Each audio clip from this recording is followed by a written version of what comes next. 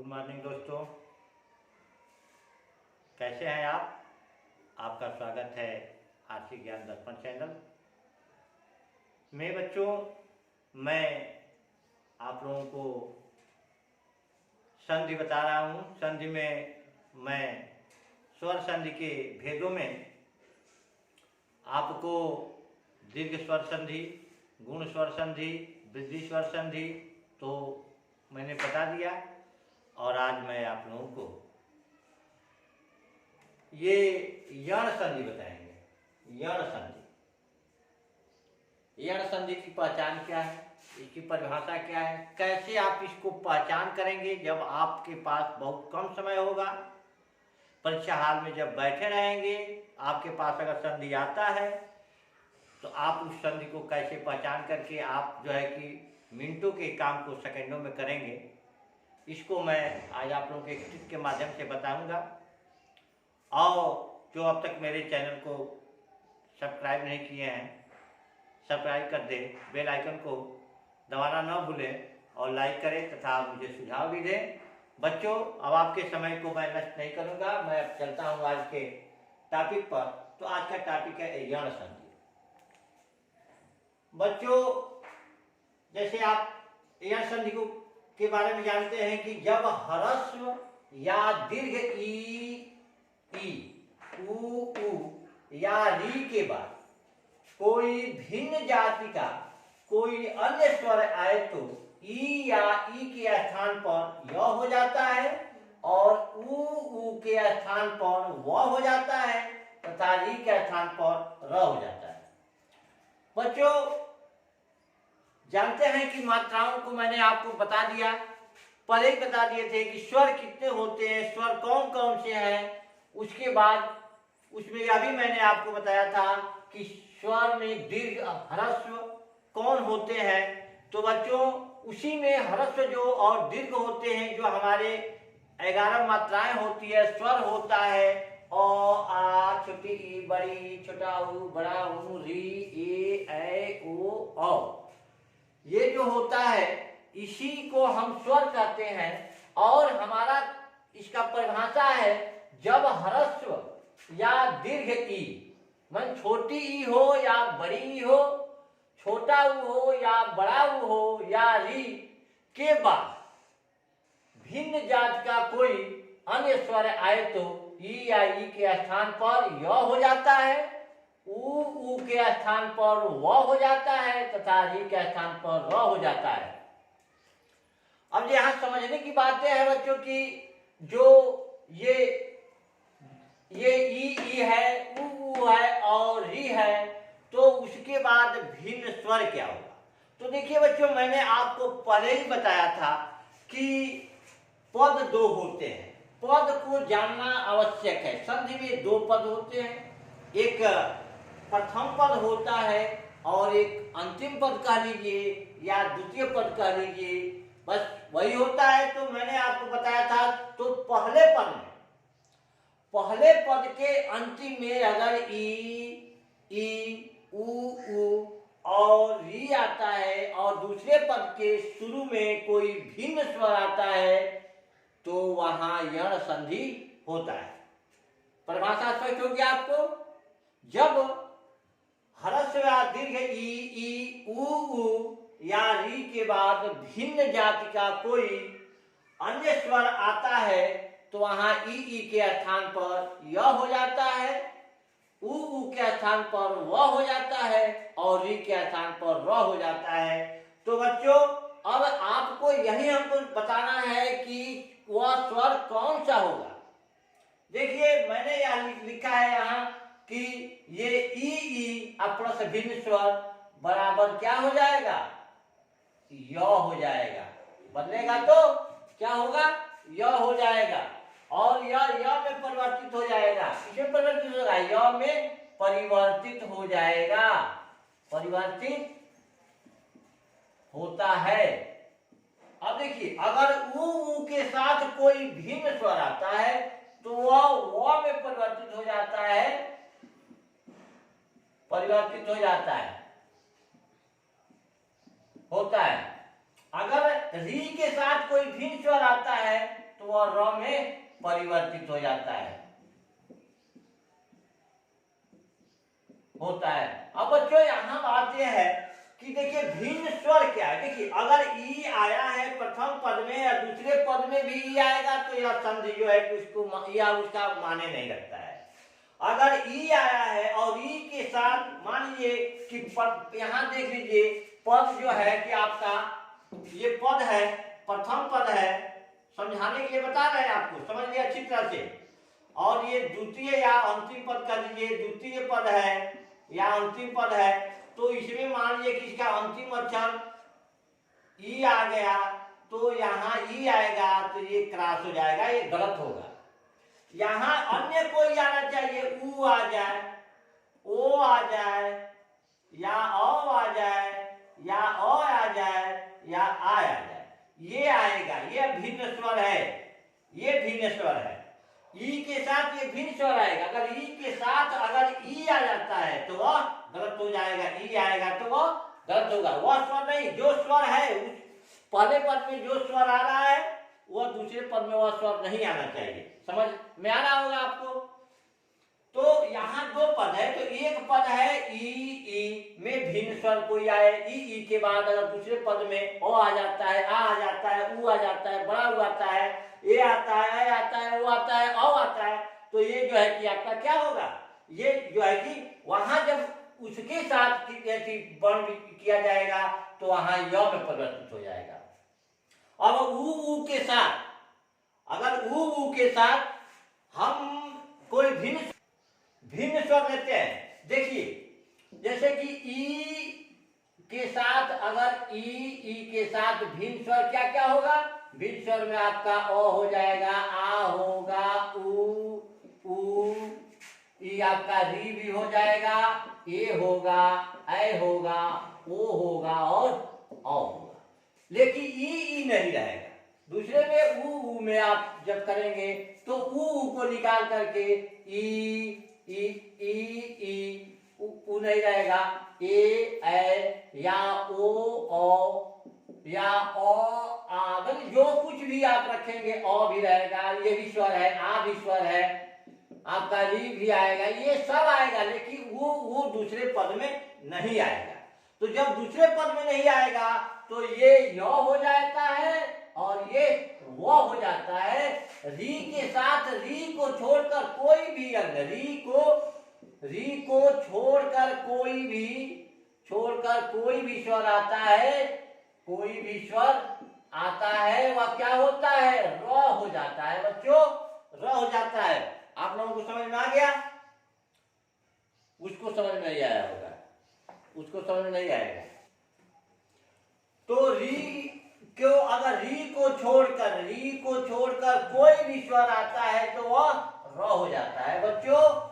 तो इस प्रकार से ई को छोड़कर दूसरे पद में कोई स्वर आता है तो वह य हो जाता है। ऊ में ऊ को छोड़कर कोई दूसरा स्वर आता है तो वह हो जाता है, और री में कोई दूसरा शब्द आता है तो री हो जाता है बच्चों। इसके बाद हम सबसे पहले चलते हैं, एक इसका ई वाले का उदाहरण लेते हैं। उदाहरण लेकर देखते हैं कि ई को य में किस प्रकार कन्वर्ट किया जाता है।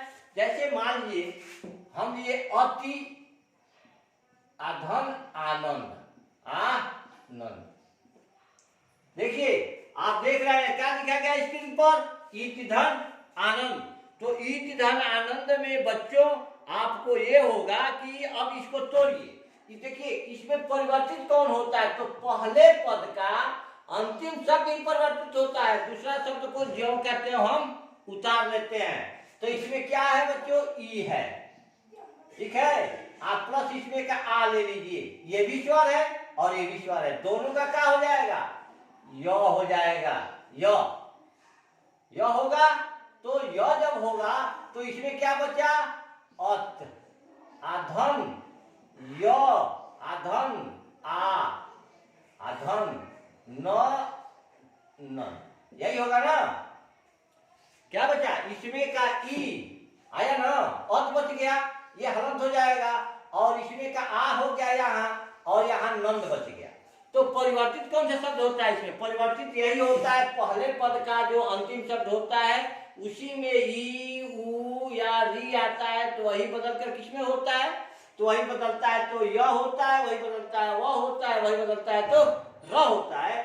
तो केवल पहले पद का भाग बदलेगा, दूसरे पद को ज्यों का त्यों रख देते हैं, उसमें किसी प्रकार कोई तोड़ मोड़ नहीं करते हैं। तो अति है तो अति का हमने ई ले लिया तो बचा क्या यहाँ, अत बच गया, और य बच ई और आ मिलकर क्या बना, ई का क्या होता है, दूसरा भिन्न स्वर आता है तो य हो जाता है। देखिए लिखे है ई उ आ ई आ उ री ए ओ को य में परिवर्तित कर देता है, भिन्न स्वर आता है। तो देखिए भिन्न स्वर है, ये ई है, ये दूसरा स्वर है, दोनों स्वर है, तो दोनों का इसका पहला स्वर है और इसका अंतिम स्वर है, दोनों स्वर है तो दोनों में अंतर हो जाता है। जब होता है तो इसका अंतिम भाग के अंतिम पद का अक्षर नहीं बदलता है, ज्यों का त्यों उसको रख देते हैं, पहले पद का अंतिम भाग बदल जाता है। तो ई है तो ई बदल कर किसमें होगा, य में हो जाएगा। तो अत धन य, इसमें का ई निकला है ना, तो है ये है, तो अत धन ई धन आनंद, तो क्या हो जाएगा, अत्यानंद, अत्यानंद हो जाएगा, ये आधा है, इसमें आ जुट जाएगा, ये आधा तो या में आ गया ना, आनंद, अत्यानंद, अति धन आनंद, अत्यानंद। एक और इसकी पहचान है बच्चों, इसकी पहचान एक जब दो शब्दों के बीच में या जो शब्द होता है उन शब्दों के बीच में य व दिखाई दे और उसके पहले य व के पहले अगर आधा अक्षर आता है तो वह यण संधि होगा। जब किसी शब्द के बीच में य व हो और उसके पहले, देखिए ये मुख्य पहचान है, और उसके पहले आधा अक्षर, आधा शब्द आधा अक्षर लिखिए अच्छा रहेगा, आधा अक्षर हो तो वहां यण संधि होता है, यण संधि होता है। सबसे बड़ी पहचान यही है बच्चों, कॉम्पिटिटिव पहचान यही है कि किसी शब्द के बीचों बीच में, आप वहां याद करेंगे, कंपटीशन देने जा रहे हैं और कंपटीशन में जब आप जा रहे हैं तो कंपटीशन में पढ़ेंगे कि जब किसी ई को किसी भिन्न स्वर से मेल होता है तो यहाँ य होता है, र होता है, व होता है, ये सब जब पढ़ने लगेंगे तो आप परीक्षा में उतने टाइम नहीं आपके पास की परिभाषा याद की। इसका एक ट्रिक है, वो सार ट्रिक क्या है, किसी शब्द के बीच में, देखिए किसी शब्द के बीच में य व हो और उसके पहले आधा अक्षर दिखाई देता हो तो वह संधि कौन सा संधि होगा, गुण संधि होगा, गुण संधि हो जाएगा, यण संधि होगा, सॉरी यण संधि हो जाएगा। जब बीचों बीच में दिखाई देगा तो यण संधि होगा। तो इस प्रकार का ये इसका कोटेशन है और इस प्रकार की पहचान है, ये ट्रिक है, ये कॉम्पिटिटिव ट्रिक है, प्रतियोगी परीक्षाओं के लिए है। प्रतियोगी परीक्षाओं का यह ट्रिक है कि जब किसी शब्द के बीचों बीच में य या व दिखाई दे और उसके पहले आधा अक्षर दिखाई दे तो वह यण संधि होता है। बच्चों अब चलते हैं, देखिए ई और आ मिलकर य हो गया, अत धन या, देखिए ई मिलकर या हुआ तो इसमें बचा का अत धन य धन आ बराबर अत्यानंद, तो इसको अत्यानंद हो गया। अब अगले हम देखते हैं, एक और उदाहरण लेते हैं, ऊ वाला, जब भिन्न होगा स्वर तो देखिए हम मधुधन आचार्य लेते हैं। चलिए यहाँ देख लेते हैं उसको, ऊ और ऊ का जब मेल होता है किसी भिन्न स्वर के साथ तो क्या होता है, भिन्न स्वर के साथ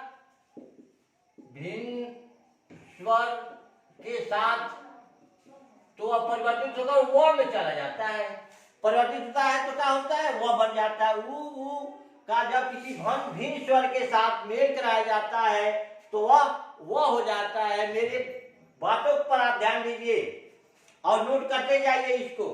जब वह हो जाता है, जैसे हमने एक उदाहरण दिया, मधुधन आचार्य, मधुधन आचार्य।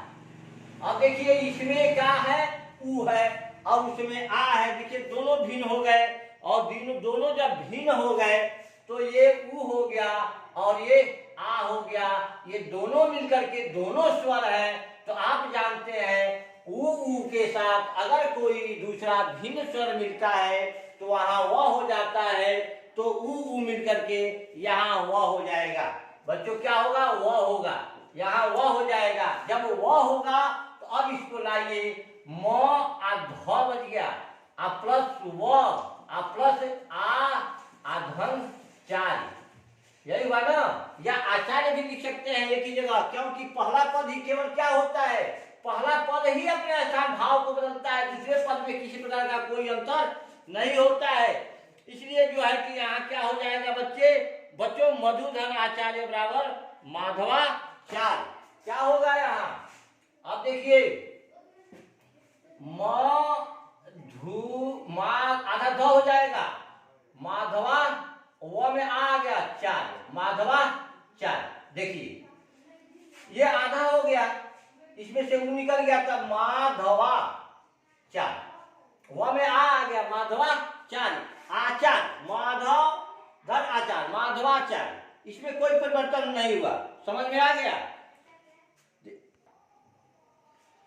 नोट देखिए बच्चों, इसमें क्या होता है कि इस संधि में केवल जो है कि प्रथम पद के अंतिम भाग में ही क्या होता है, परिवर्तन होता है।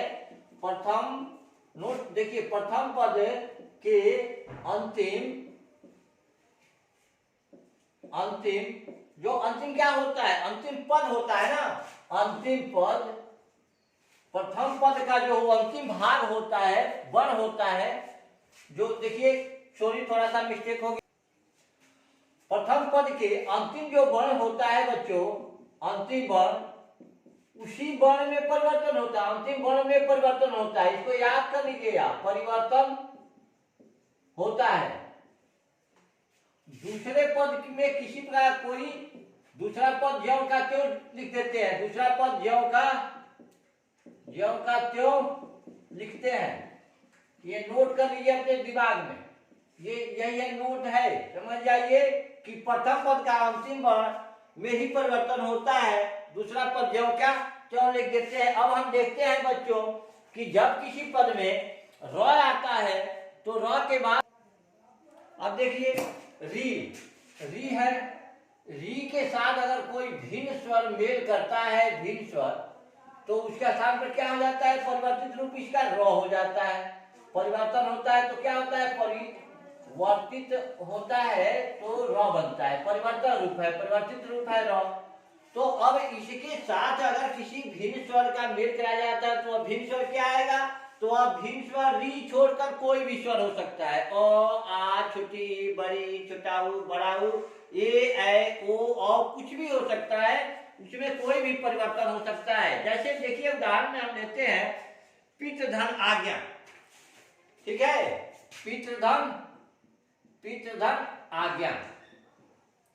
अब देखिए ये री है, इसमें का पितृ का और इसमें का आ है, दोनों क्या है तो स्वर है, दोनों स्वर है, तो दोनों स्वर मिलकर क्या हो जाएगा, र हो जाएगा। और जब र हो जाएगा तो पी, इसमें का आधा त, जिसमें हलंत लगा देते हैं बच्चों, वह आधा हो जाता है, और आधा त, और उसमें का क्या हो जाएगा, इसमें का र, धन आ, धन ज्ञान हो गया, पी धन त धन र धन आज्ञा।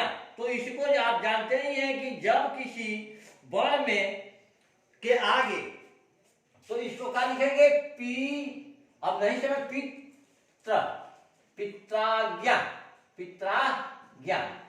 पित्राज्ञा हो जाएगा बच्चों। इसलिए पित्राज्ञा होगा, देखिए ये आधा त्र, ये इसके पदेन हो जाता है, जब उसके पहले आधे अक्षर के र के पहले कोई आधा अक्षर आता है तो यह जो है कि उसका पदेन हो जाता है, यानी कि पैरों में लग जाता है।